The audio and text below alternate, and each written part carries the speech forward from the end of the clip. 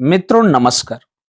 मैं ना सोनांचली कथा कहानी और उपन्यास के संग के साथ पुनः उपस्थित हूं। मित्रों इस समय मैं वाचन कर रहा हूं उपन्यास गोरा का। गोरा जिसे लिखा है रविंद्रनाथ टैगोर ने। यह एक बांग्ला उपन्यास है जिसके हिंदी अनुवाद का मैं वाचन कर रहा हूं। अब तक मैं उपन्यास गोरा के भाग 12 तक का वाचन कर चुका हूं, जिसे आप मेरे चैनल कथा कहानी और उपन्यास पर जाकर क्रमवार सुन सकते हैं। आज लीजिए सुनिए उपन्यास गोरा के भाग 13 का वाचन मेरे अर्थात नाथ सोनांचली के स्वर में।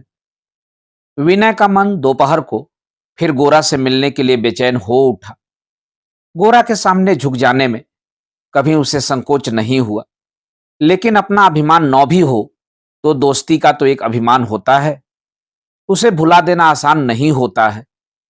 परेश बाबू के यहां जाने से गोरा के प्रति इतने दिनों की उसकी निष्ठा में कुछ कमी हुई है, यह सोचकर वह स्वयं को अपराधी सा अनुभव कर रहा था अवश्य, किंतु इसके लिए गोरा उसका मजाक भर करेगा या डांट फटकार लेगा, यहीं तक उसने सोचा था। गोरा उसे इस तरह खुद से बिल्कुल दूर रखने का प्रयास करेगा, इसकी उसने कल्पना भी न की थी। घर से थोड़ी दूर जाकर विनय फिर लौट आया, कहीं दोस्ती का फिर अपमान न हो, इस भय से वह गोरा के घर नहीं जा सका। दोपहर को भोजन करके गोरा को चिट्ठी लिखने के विचार से वह कागज कलम लेकर बैठा। बैठकर बिना कारण यह सोचा कि कलम सही नहीं है और चाकू लेकर धीरे धीरे बड़े यत्न से उसे गढ़ने लगा। इसी समय नीचे से पुकार सुनाई दी, विनय। विनय कलम रखकर तेजी से नीचे दौड़ा और बोला, आइए महिम दादा, ऊपर आइए।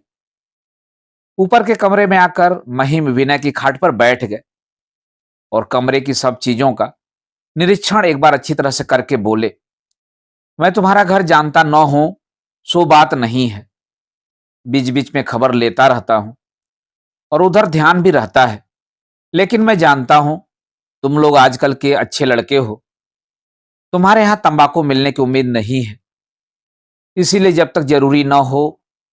हड़बड़ाकर विनय को उठते देख महिम ने कहा, तुम सोच रहे हो अभी बाजार से नया हुक्का खरीद कर मुझे तंबाकू पिलाओगे? ऐसी कोशिश न करना। तंबाकू न पिलाने को तो क्षमा कर सकूंगा, लेकिन नए हुक्के पर अनाड़ी हाथ से तैयार की हुई चिलम बर्दाश्त न होगी। इतना कहकर महिम ने खाट पर से पंखा उठाकर हवा करना शुरू किया और बोले, आज रविवार के दिन की नींद मिट्टी करके जो तुम्हारे पास आया हूं उसका कारण है, मुझ पर एक उपकार तुम्हें करना ही होगा।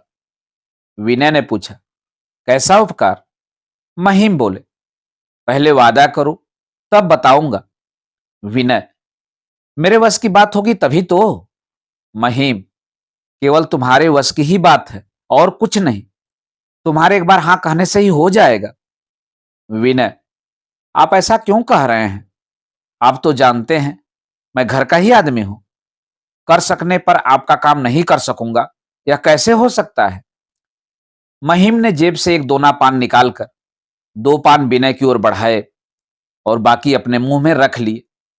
चबाते चबाते बोले, अपनी ससी मुखी को तो तुम जानते ही हो, देखने सुनने में ऐसी बुरी भी नहीं है, यानी अपने बाप पर नहीं गई, उम्र यहीं 10 के आसपास होगी, उसे किसी अच्छे पात्र को सौंपने का समय हो गया है। किस अभागे के हाथ पड़ेगी यह सोच सोचकर मुझे तो रात भर नींद नहीं आती। विनय बोला, घबराते क्यों हैं, अभी तो समय है। महिम, तुम्हारी अपनी कोई लड़की होती तो समझते कि क्यों घबराता हूं। उम्र तो दिन बीतने से अपने आप बढ़ जाती है, लेकिन पात्र तो अपने आप नहीं मिलता, इसलिए ज्यों त्यों दिन बीत रहे हैं, मन उतना ही और बेचैन होता जाता है। अब तुम कुछ आसरा दो तो खैर 2-4 दिन इंतजार भी किया जा सकता है। विनय, मेरी तो अधिक लोगों से जान पहचान नहीं है, बल्कि एक तरह से कह सकता हूं कि कलकत्ता भर में आप लोगों का घर छोड़कर और किसी का घर नहीं जानता, फिर भी खोज करके देखूंगा। महिम, शशिमुखी का स्वभाव तो जानते ही हो। विनय, जानता क्यों नहीं, जब वह छोटी सी थी तभी से देखता आ रहा हूं, बड़ी अच्छी लड़की है। महिम, तब फिर ज्यादा दूर खोजने की क्या जरूरत है भैया, लड़की को तुम्हारे ही साथ सौंपूंगा। घबराकर विनय ने कहा, यह आप क्या कह रहे हैं? महिम, क्यों, बुरा क्या कह रहा हूं? हम लोगों से तुम्हारा कुल जरूर कहीं ऊंचा है, लेकिन इतना पढ़ लिख कर भी तुम लोग अगर ये बातें मानोगे तो कैसे चलेगा? विनय, नहीं नहीं, कुल की बात नहीं है, लेकिन उम्र तो।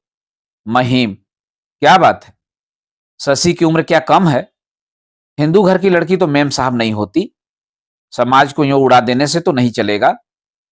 महिम सहज ही छोड़ने वाले आसामी नहीं थे, उन्होंने विनय को मजबूर कर दिया। अंत में विनय ने कहा, मुझे थोड़ा सोचने का समय दीजिए। महिम, तो मैं कौन सा आज ही दिन पक्का किए दे रहा हूं? विनय, फिर भी घर के लोगों से तो। महिम, हाँ सो तो है, उनकी राय तो लेनी ही होगी। तुम्हारे काका महाशय जब मौजूद हैं तो उनकी राय के बिना कैसे कुछ हो सकता है? कहते हुए जेब से उन्होंने पान का दूसरा दोना निकाला और सारे पान मुंह में रख लिए। फिर यह समझकर कि बातचीत पक्की हो गई है, वह चले गए। आनंदमयी ने कुछ दिन पहले एक बार शशिमुखी के साथ विनय के विवाह की चर्चा बातों ही बातों में उठाई थी, लेकिन आज विनय ने मानो कुछ सुना ही नहीं। आज भी उसे यह प्रस्ताव कुछ संगत लगा हो, ऐसा नहीं था, लेकिन बात मानो उसके मन तक पहुंच गई। सहसा उसके मन में विचार उठा, यह विवाह हो जाने से गोरा उसे आत्मी के नाते कभी दूर नहीं रखेगा। विवाह को हृदय की वृत्तियों के साथ जोड़ने को वह अंग्रेजीपन कहकर इतने दिनों से उसका मजाक करता आया है, इसीलिए शशिमुखी से विवाह करने की बात उसे असंभव नहीं जान पड़ी। महिम के इस प्रस्ताव को लेकर गोरा के साथ परामर्श करने का एक अवसर निकल आया। इससे भी विनय को खुशी ही हुई। विनय ने चाहा गोरा इस बात को लेकर उसे थोड़ा आग्रह करे। महिम के आगे साफ हामी न भरने पर महिम जरूर ही गोरा से उस पर जोर डलवाएगा, इस बारे में विनय को जरा भी संदेह न था। यह सब बातें सोचकर विनय के मन का क्लेश दूर हो गया। वह उसी समय गोरा के घर जाने के लिए तैयार होकर कंधे पर चादर डालकर बाहर निकल पड़ा। थोड़ी दूर जाने पर पीछे से आवाज सुनी, विनय बाबू। और जब मुड़कर देखा, सतीश उसे पुकार रहा है। सतीश के साथ विनय फिर लौट आया। सतीश ने जेब से रुमाल की एक पोटली निकालते हुए पूछा, इसमें क्या है, बताइए तो। जो जबान पर आया विनय ने कह दिया। अंत में उसके हार मानने पर सतीश ने बताया, रंगून में उसके एक मामा रहते हैं, उन्होंने वहां का यह फल मां को भेजा है। मां ने उसी में से 5-6 फल विनय बाबू को उपहार में भेजे हैं। बर्मा का यह मैंगोस्टीन फल उस समय कलकत्ता में सुलभ नहीं था। इसी से विनय ने फलों को हिला डुला और उलट पुलट कर पूछा, सतीश बाबू, यह फल खाया कैसे जाएगा? विनय की इस अज्ञानता पर हंसते हुए सतीश ने कहा, देखिए, दांत से ना काटिएगा, छुरी से काटकर खाया जाता है। थोड़ी देर पहले सतीश स्वयं फल को दांतों से काटने की निष्फल चेष्टा करके घर के लोगों की हंसी का पात्र बन चुका था। इसलिए विनय के अज्ञान पर विज्ञजनों की सी गुड़ हंसी हंसने से उसके मन की उदासी दूर हो गई।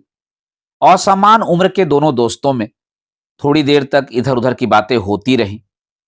फिर सतीश ने कहा, विनय बाबू, मां ने कहा है आपको समय हो तो एक बार आज हम लोगों के यहां आ जाएं। आज लीला का जन्मदिन है। विनय ने कहा, आज तो भाई नहीं हो सकेगा, आज मुझे एक जगह और जाना है। सतीश, कहां जाना है? विनय, अपने दोस्त के घर। सतीश, आपके वही दोस्त?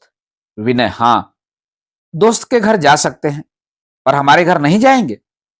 सतीश इसकी संगति नहीं समझ सका, इसलिए और भी नहीं, क्योंकि विनय के यह दोस्त सतीश को अच्छे नहीं लगे थे। वह तो मानो स्कूल के हेडमास्टर से भी अधिक रूखे आदमी हैं। उन्हें आर्गन सुनाकर कोई तारीफ पा सकेगा, ऐसे व्यक्ति वह नहीं है। ऐसे आदमी के पास जाने का भी कोई प्रयोजन विनय को हो सकता है, यह बात ही सतीश को नहीं जची। वह बोला, नहीं विनय बाबू, आप हमारे घर चलिए। बुलाए जाने पर भी वह परेश बाबू के घर न जाकर गोरा के घर ही जाएगा। मन ही मन वीना ने यह पक्का निश्चय कर लिया था। आहत बंधुत्व के अभिमान की वह उपेक्षा नहीं करेगा। गोरा की दोस्ती के गौरव को वह सबसे ऊपर रखेगा। उसने यही स्थिर किया था। किंतु हार मानते उसे अधिक देर न लगी। दुविधा में पड़े पड़े, मन ही मन आपत्ति करते करते भी अंततः वह सतीश का हाथ पकड़कर 78 नंबर मकान की ओर चल पड़ा। किसी को बर्मा से आए हुए दुर्लभ फलों का हिस्सा भेजने का ध्यान रहे, इसमें जो अपनापन झलकता है उसका मान न रखना विनय के लिए असंभव है।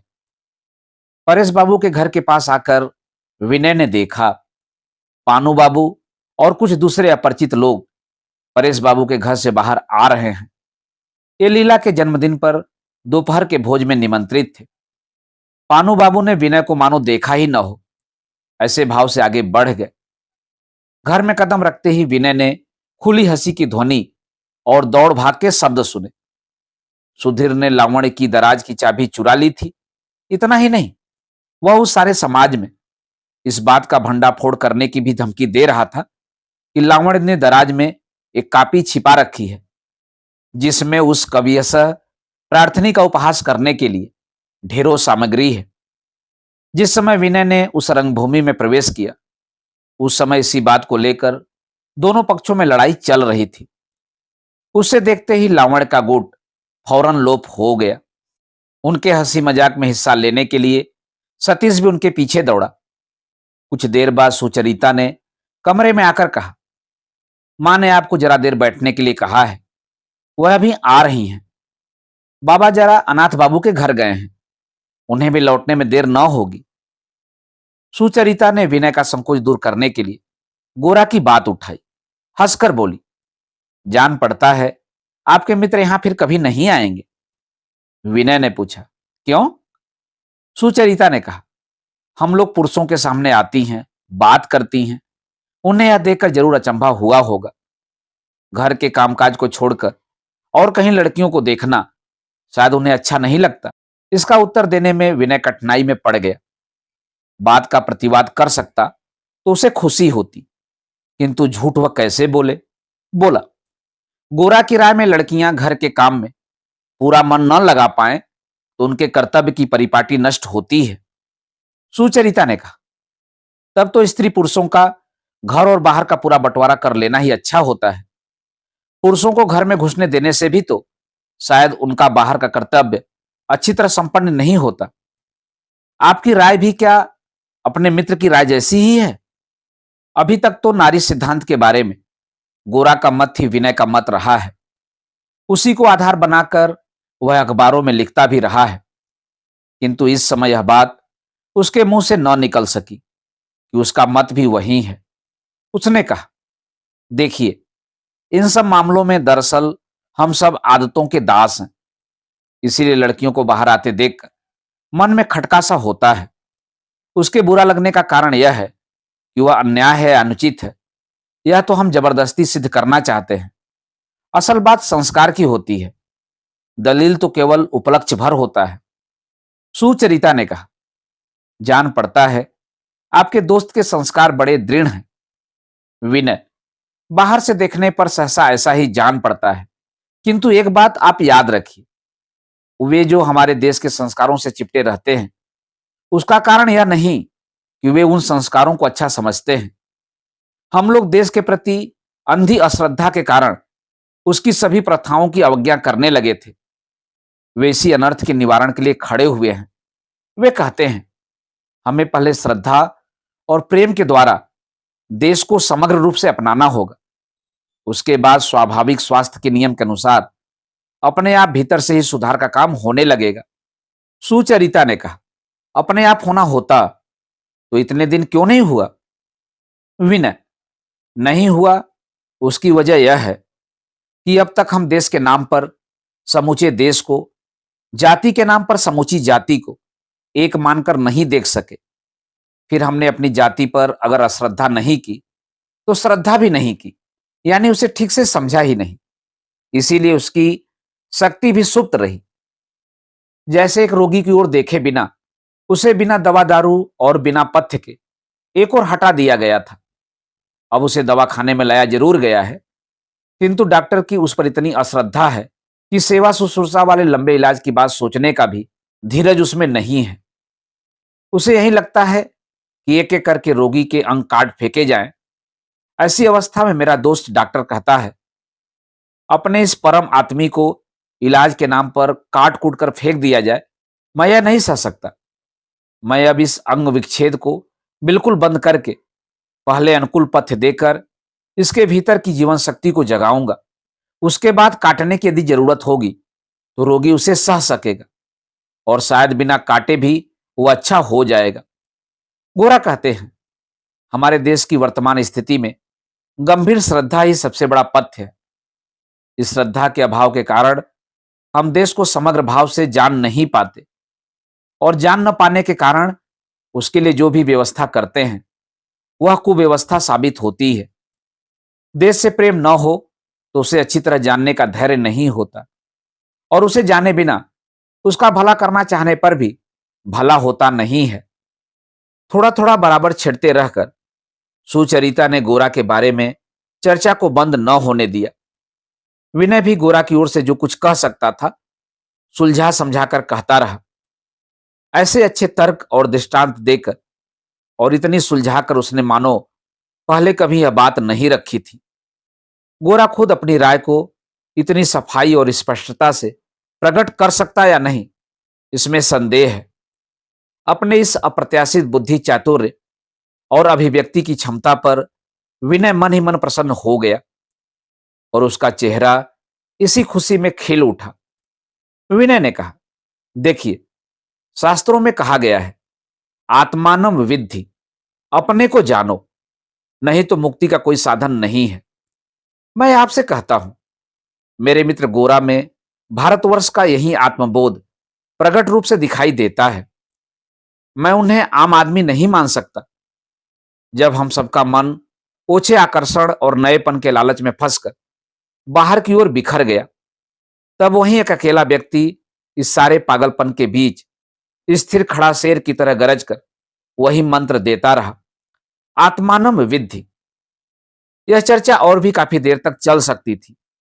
सुचरिता भी बड़ी लगन से सुन रही थी, किंतु तभी साथ के किसी कमरे में सहसा सतीश ने चिल्ला चिल्ला कर पढ़ना शुरू किया। कातर स्वर में मत कहो, बिना किए विचार, जीवन स्वप्न समान है, माया का संसार। बेचारा सतीश घर के अतिथि आगंतुकों के सामने अपनी होशियारी दिखाने का कोई मौका ही नहीं पाता। लीला तक अंग्रेजी कविता सुनाकर सभी का मनोरंजन कर सकती है, किंतु सतीश को वरदा सुंदरी कभी नहीं बुलाती। लेकिन हर मामले में लीला के साथ सतीश की होड़ सी रहती है। किसी प्रकार भी लीला को नीचा दिखाना सतीश के जीवन का पहला सुख है। विनय के सामने लीला की परीक्षा हो गई। उस समय बुलाए न जाने के कारण सतीश उसे हराने की कोई कोशिश न कर सका। कोशिश करता भी तो वरदा सुंदरी उसे उसी समय टोक देती। इसी से वह आज बगल के कमरे में ऊंचे स्वर से काव्य पाठ करने लगा था। सुनकर सुचरिता अपनी हंसी न रोक सकी। उसी समय अपनी चोटी झुलाती हुई लीला कमरे में आई और सुचरिता के गले से लिपटकर उसके कान में कुछ कहने लगी। सतीश ने भी पीछे पीछे दौड़ते हुए आकर कहा, अच्छा लीला, बताओ तो मनोयोग का क्या मतलब है? लीला ने कहा, नहीं बताती। सतीश, नहीं बताती, यह कहो कि नहीं जानती। सतीश को विनय ने अपनी ओर खींचते हुए पूछा, तुम बताओ तो मनोयोग के क्या माने हैं? गर्व से सिर उठाकर सतीश ने कहा, मनोयोग माने मनोनिवेश। सुचरिता ने जिज्ञासा की, मनोनिवेश से तुम्हारा क्या आशय है? भला अपनों के सिवा कौन किसी को ऐसी मुसीबत में डाल सकता है? पर सतीश ने जैसे सवाल सुना ही न हो, ऐसे उछलता कूदता कमरे से बाहर चला गया। विनय तय करके आया था कि परेश बाबू के घर से जल्दी ही छुट्टी लेकर गोरा के घर जाएगा। गोरा की चर्चा करते करते उसके पास जाने की ललक भी उसके मन में प्रबल हो उठी। इसीलिए यह जानकर कि 4 बजने वाले हैं, वह जल्दी से कुर्सी छोड़कर उठ खड़ा हुआ। सुचरिता बोली, आप अभी जाएंगे? मां तो आपके लिए जलपान तैयार कर रही हैं, थोड़ी देर और न बैठ सकेंगे? विनय के लिए यह प्रश्न नहीं, आदेश था। वह फिर बैठ गया। रंगीन रेशमी परिधान में सज धज कर लावण्य आई और बोली, दीदी, नाश्ता तैयार हो गया है, मां ने छत पर चलने को कहा है। छत पर जाकर विनय को नाश्ते में जुट जाना पड़ा। वरदा सुंदरी प्रथानुसार अपनी सब संतानों का जीवन वृत्तांत सुनाने लगी।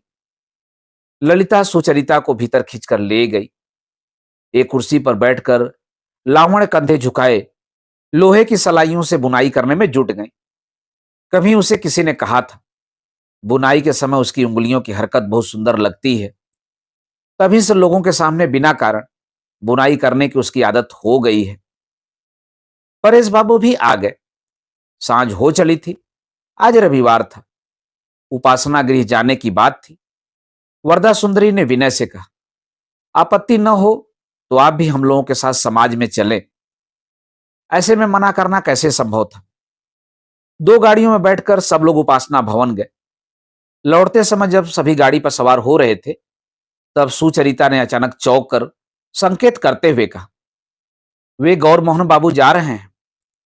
गोरा ने इन लोगों को देख लिया है, इसमें किसी को शक नहीं था, किंतु वह यह दिखाते हुए तेजी से बढ़ गया मानो उसने उन्हें देखा न हो। गोरा की इस अशिष्टता पर लज्जित होकर विनय ने परेश बाबू के सम्मुख सिर झुका लिया, किंतु मन ही मन वह साफ समझ गया कि विनय को इस गुट में देखकर ही यो विमुख होकर गोरा इतनी तेजी से चला गया। अब तक उसके मन में आनंद का जो प्रकाश हो रहा था, वह सहसा बुझ गया। विनय के मन का भाव और उसका कारण सुचरिता फौरन समझ गई, और विनय जैसे बंधु के प्रति गोरा की इस जाति और ब्रह्म समाजियों के प्रति उसकी इस अनुचित अवज्ञा से उसे गोरा पर फिर क्रोध आ गया। गोरा का किसी तरह भी पराभव हो, उसका मन यही चाह उठा। मित्रों, अभी आप सुन रहे थे उपन्यास गोरा के भाग 13 का वाचन। वाचन के इसी क्रम में अब लीजिए सुनिए उपन्यास गोरा के भाग 14 का वाचन। दोपहर को गोरा खाने पर बैठा तो आनंदमयी ने धीरे धीरे बात चलाई। आज सवेरे विनय आया था, तुमसे नहीं मिला? थाली पर से आंख उठाए बिना ही गोरा ने कहा, हां मिला था।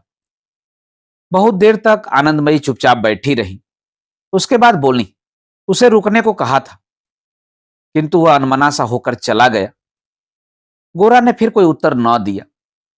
आनंदमयी ने कहा, उसके मन को न जाने क्या दुख है गोरा, उसे मैंने कभी ऐसा नहीं देखा, मुझे कुछ अजीब सा लग रहा है। गोरा चुपचाप खाता रहा। अत्यंत स्नेह के कारण ही आनंदमयी मन ही मन गोरा से थोड़ा डरती थी। अगर वह अपने मन की बात अपने आप उनसे न कहता तो वह उसे मजबूर नहीं करती थी, और दूसरा दिन होता तो इतने पर ही चुप हो जाती। किंतु उनके मन में आज विनय के लिए बड़ा दर्द था, इसलिए उन्होंने फिर कहा, देखो गोरा, एक बात कहूं, नाराज मत होना। भगवान ने अनेक लोग बनाए हैं, लेकिन रास्ता सबके लिए केवल एक ही नहीं बनाया। विनय तुम्हें प्राणों से बढ़कर स्नेह करता है, इसलिए तुम्हारी ओर से सब कुछ सह लेता है, लेकिन उसे तुम्हारे निर्देश पर चलना होगा। ऐसी जबरदस्ती करने का फल सुखकर नहीं होगा। गोरा ने कहा, मां, और थोड़ा दूध ला देना तो। बात यहीं खत्म हो गई। भोजन के बाद आनंदमयी चुपचाप तख्तपोश पर बैठकर सिलाई करने लगी। लक्ष्मियां घर के किसी नौकर के दुर्व्यवहार की शिकायत में आनंदमयी की दिलचस्पी जगाने की बेकार चेष्टा करके फर्श पर लेटकर सो गई। चिट्ठी पत्री में गोरा ने बहुत सा समय बिता दिया। गोरा विनय पर नाराज है। आज सवेरे विनय यह स्पष्ट देख गया है, फिर भी वह इस नाराजगी को मिटाने के लिए गोरा के पास न आए, यह हो ही नहीं सकता। यही मानकर अपने सब कामों के बीच भी वह विनय के पैरों की ध्वनि के लिए कान लगाए था, पर बड़ी देर बीतने पर भी विनय नहीं आया। गोरा लिखना छोड़कर उठने की सोच रहा था कि तभी महिम कमरे में आ गए। आते ही कुर्सी पर बैठकर बोले, शशिमुखी के ब्याह के बारे में क्या सोचा गोरा? इस बारे में कभी कुछ गोरा ने सोचा ही नहीं था, इसलिए अपराधी सा चुप खड़ा रहा। पात्र का भाव बाजार में कितना बढ़ा हुआ है और इधर घर में रुपए पैसे की कितनी तंगी है। महिम ने यह सब बात बताकर गोरा को कुछ उपाय सोचने को कहा। गोरा सोचकर भी जब कोई हल न पा सका, तब उन्होंने मानो इस चिंता संकट से उसको मुक्त करने के लिए ही विनय की बात चलाई। हालांकि इतना घुमा फिराकर बात करने की कोई जरूरत नहीं थी, किंतु मुंह से महिम चाहे जो कहें, मन ही मन गोरा से डरते थे। इस प्रसंग से विनय की बात भी उठ सकती है, गोरा ने यह कभी स्वप्न में भी नहीं सोचा था। बल्कि गोरा और विनय ने तय कर रखा था कि वे विवाह न करके अपना जीवन देश के लिए न्यौछावर कर देंगे। इसलिए गोरा ने कहा, विनय ब्याह करेगा क्यों? महिम बोले, क्या यही तुम लोगों का हिंदूपन है? हजार चुटियां रखो और तिलक लगाओ। साहिबी सिर पर चढ़कर बोलती है, शास्त्रों के अनुसार विवाह भी ब्राह्मण के लड़के का एक संस्कार है, यह तो जानते हो। आजकल के लड़कों की तरह महिम आचार भी नहीं तोड़ते और शास्त्र की दुहाई भी नहीं देते। होटल में खाना खाकर बहादुरी दिखाने को भी वे ठीक नहीं समझते और गोरा की तरह हमेशा श्रुति स्मृति लेकर उलझते रहने को भी स्वस्थ आदमी का लक्षण नहीं मानते। किंतु यस्मिन देशे सदाचार, गोरा के सामने शास्त्र की दुहाई उन्हें देनी ही पड़ी। अगले 2 दिन पहले यह प्रस्ताव आया होता तो गोरा उसे एक बारगी अनसुना कर देता, किंतु आज उसे लगा कि बात एकदम उपेक्षा के योग्य नहीं है। कम से कम इस प्रस्ताव के कारण फौरन विनय के घर जाने का एक मौका तो मिल ही सकता है। अंत में उसने कहा, अच्छा, विनय का विचार क्या है, जरा समझ लो। महिम बोले, उसमें समझने का क्या है? वह तुम्हारी बात को किसी तरह टाल नहीं सकता, वह मान जाएगा। तुम्हारा कहना ही काफी है। उसी दिन सांझ को गोरा विनय के घर जा पहुंचा। आंधी की तरह उसके कमरे में प्रवेश करके उसने देखा वहां कोई नहीं है। नौकर को बुलाकर पूछने पर पता चला कि बाबू 78 नंबर मकान में गए हैं। सुनकर गोरा का चित्त फिर विकल हो उठा। जिसके लिए आज सारा दिन गोरा का मन अशांत रहा, उस विनय को आजकल गोरा का ध्यान करने की भी फुर्सत नहीं है। गोरा चाहे नाराज हो, चाहे दुखी हो, विनय की शांति और चैन में उससे कोई रुकावट नहीं पड़ती। परेश बाबू के परिवार के विरुद्ध, ब्रह्म समाज के विरुद्ध गोरा का मन बिल्कुल विषाक्त हो उठा। मन में एक तीखा आक्रोश लेकर वह परेश बाबू के घर की ओर चला। उसका मन हुआ वहां कुछ ऐसी बात पैदा कर दे जिसे सुनकर उस ब्रह्म समाज परिवार के लोग जल उठें और विनय भी तिलमिलाकर रह जाए। उसने परेश बाबू के घर पहुंचकर सुना घर पर कोई नहीं है, सभी उपासना भवन गए हैं। उसने क्षण भर के लिए सोचा विनय शायद न गया हो, शायद इसी समय वह गोरा के घर की ओर गया हो। वह वहां और न रुक सका। अपनी स्वाभाविक अंधी सी चाल से वह भवन की ही ओर चला। द्वार के पास पहुंचते ही देखा विनय वरदा सुंदरी के पीछे उनकी गाड़ी पर सवार हो रहा है। खुली सड़क के बीच बेशरम होकर पराए घर की लड़कियों के साथ एक गाड़ी में बैठ रहा है। मूढ़, नाग पास में इतनी जल्दी, इतनी आसानी से फंस गया। तब दोस्ती के लिहाज का अब कोई मतलब नहीं रहा। गोरा आधी की तरह आगे बढ़ गया और गाड़ी के अंधेरे हिस्से में बैठा हुआ विनय चुपचाप रास्ते की ओर ताकता रह गया। वरदा सुंदरी ने समझा आचार्य का उपदेश विनय के मन पर असर कर रहा है, इसीलिए आगे उन्होंने कोई बात नहीं की। मित्रों, अभी आप सुन रहे थे उपन्यास गोरा के भाग 14 का वाचन मेरे अर्थात नासुरांचली के स्वर में। मित्रों, उपन्यास गोरा के आगे के भागों का वाचन आप मेरे वाचन के अगले क्रम में सुन सकते हैं। तो जुड़े रहिए कथा कहानी और उपन्यास के साथ। धन्यवाद। नमस्कार।